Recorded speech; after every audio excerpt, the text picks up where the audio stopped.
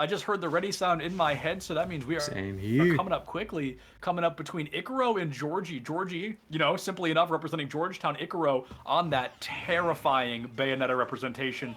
Bayonetta versus Kirby. This isn't a matchup you see often, but I am thoroughly convinced Icaro is going to be taking this one home without much of a sweat. Exactly. And you know, a lot of people don't. Her moveset is a little bit questionable, but when you use the Bayonetta moveset, my goodness, it is lethal. Yeah, when Bayonetta first introduced back in the Smash 4 days, a lot of people were not happy she was, and still, depending on who you ask, is considered one of the strongest characters on the Smash Brothers roster. We see now, 78%, make it 87. I can't even speak before Icaro dumps in more of that damage. A phenomenal performance so far up against this Kirby, and Georgie just sent back to the graveyard Jeez. there. That's going to be one elimination already. Only 36% on the roster here for Icaro. Not even a minute in the match, and Bayonetta. I mean, she's just playing the air game really.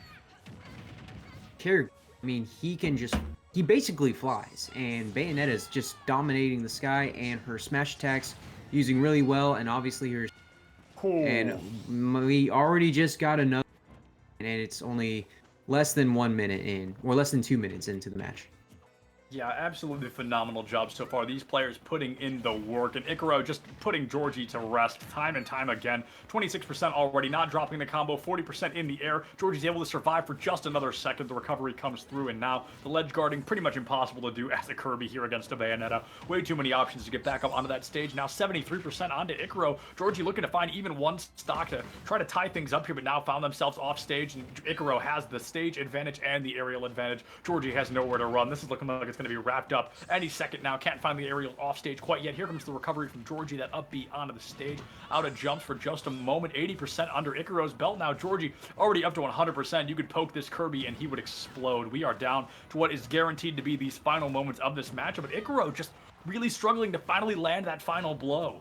Exactly, and Kirby has been out first game here. So if I'm Icaro, just quickly close out, try not to be too fancy, and then you'll be able to close out the game and move on to the second round. Yeah, absolutely. And Icaro's looking to take us to the second round already, 128%. I have not seen a Kirby live this long in quite a while, but it looks like he's not going to be able to live much longer. Icaro goes up for the aerial, able to find it. The back air sends Georgie back to spawn, back to that hero select screen, and a very convincing 3-0 victory under Icaro's belt there. A phenomenal job on that Bayonetta, and I suspect we're going to see DePaul University coming out like that all night.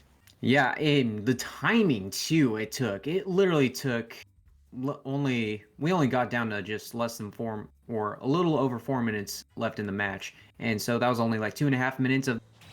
It was just a quick sweep for Bayonetta over this poor little trying to struggle Kirby.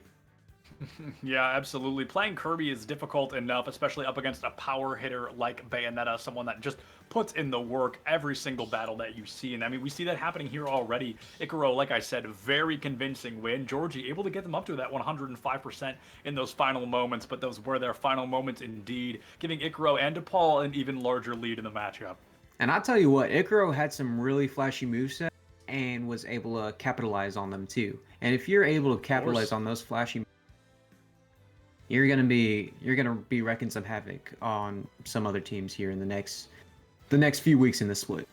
Yeah, absolutely. DePaul, they're not in that second seed position on accident. They have worked to be there. And now that I'm looking at the matchups here tonight, I think I may be wrong, and I'm sure Chad will flame me if I am, but I think the player missing is going to be Matt Beach from DePaul, the Mega Man player, and a rather good one at that. So I'm surprised to see, of all players to sub out here in this matchup, in this 4v4, they choose to send Matt Beach to that forfeit win position. I wonder if he often plays as the anchor of the matchups. But right now, Icaro is securing a very clean victory. It looks like we're going to move into our second matchup, and you've got to suspect, you've got to think Georgie's got to change something.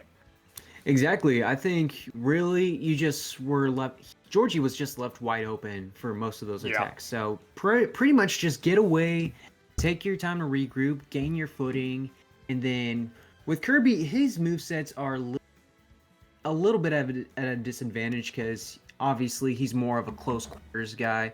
If you were able to inhale Bayonetta, if you're playing as Kirby, you only play as Kirby to inhale, which is really fun because you get to play as another character. So I think you take Bayonetta's neutral special and use it against her that'll give you some good range against Bayonetta.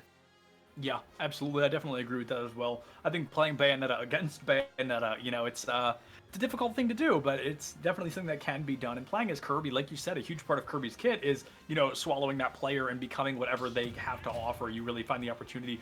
And now Georgie on the Mii Brawler, something I Wow. never thought I was going to see casting a competitive tournament like this, but Georgie is here to bust it out, and I'm very excited to see whatever skin they may have on this Mii Brawler. That's always the most entertaining part for me. And I wonder what type of move sets he's got because, you can customize the Mii Brawler. So it's going to be interesting what type of move sets it looks like Garfield has. That is an amazing Garfield. It's just awesome to see Garfield in Smash. Yeah, it looks like Georgie maybe busted out the Garfield here, and Icaro, even for a moment, just stood there and kind of was just as dumbfounded as the rest of us, I think, that this Bayonetta is now fighting, Garfield. So that's something you didn't expect to see, and something I definitely didn't expect to cast today, but that's how it goes. That's how it goes here at EGF. That's what we have to offer. And Georgie doing a notably better job on the Garfield Mii Brawler than we saw from that Kirby earlier on. I am currently dumbfounded, to say the least. I am too, and after first match, I'll be the first to say it. Maybe we need Garfield. Let's make that happen. If only we were casting this yesterday, I could make some horrible hating Mondays joke. But no, today is Tuesday, and it looks like Garfield is going to come out just as angry, no matter what day of the week it is. Georgie coming in hot with the Garfield skin. Icaro somehow able to come off the back of this and win a phenomenal combo off the top of the map. Just a great job, and things are looking phenomenal already for Icaro. But Georgie able to get into that same percent they were at the end of the game last time, so in a much better position than we already saw. Exactly, and Icaro was just trying. You can tell Icaro is just trying to figure out which Mii Brawler, what movesets is Mii Brawler going to do. Because obviously, Mii Brawler, you can just customize them into different movesets. You got different recoveries. Obviously, he's got the shot put special, and then we see the Shoryuken. I'm just going to call it a Shoryuken. That was a stock move by Garfield to take out. But yeah, obviously, Icaro is just figuring out what Icaro's next move is going to be against this new Garfield that we need to see. Yeah, absolutely. Garfield now is just able to find another stock, find their first stock rather. Definitely a great thing coming in so far. Is now Icaro definitely getting a little bit more of a run for their money than last game. The 3 stock doesn't come through as strong, but no, the back air going to make it down to that final stock. This may be the final moments of Garfield here, folks. This is not something we want to see happen very quickly. We're moving forward, and now Icaro, Garfield got that moment to shine, found that elimination, but this cat can only live for so long. It only had 9 lives, and it looks like 8 of them might already be down the drain. Exactly. I mean, we only had 3 lives basically, but yeah, that was a quick 8 lives lost, I would say. Yeah, that was definitely 2 stocks gone, but 8 lives gone as well, if you know what I mean. Georgie now on that last life, 100% on the docket here, and Garfield looking for that final moment to shine, trying to find another stock onto this Bayonetta, but with a great job so far and great mechanical skill. The back air gonna send Garfield to the Shadow Realm, an absolute secure of victory there for Icaro. That's going to be a 2-0, and DePaul's lead just rises, and I assume it's going to stay on that up and up. Yeah, and you know what? That was great props to Georgie. He put up a great fight at the very end, honestly. It was a big mismatch. We could all argue. We can always say, oh, DePaul's ranked higher, so obviously they're probably going to walk away with this, but Georgie was just sticking in there till the very end, got Bayonetta up to like 97 before he lost his first stock, which is really impressive against a DePaul team over the 19th ranked team in EGF, right? Yeah, I honestly, it's a bittersweet moment for me. I'm very excited to see a Mii Brawler represented in this world, in this competitive scene, but I'm heartbroken that Georgie did not have the Garfield suplex unlocked on the matchup there. I think that really would have been great for that player just as a whole and for the memes, because suplex is a weird move and not something you'd expect to see very often. But like we said, Georgie put up a phenomenal fight with Mii Brawler, which is something I never thought I'd say about anybody, but really gave Icaro, even on Bayonetta, a run for their money. Exactly. Icaro really needed it. What Icaro needed to do just to find out, okay, this is a new fighter, and this is not just any new fighter. This is a new fighter that has different movesets. You don't know which movesets you're going to use. So just take the time to analyze what Icaro was able to make the best of it.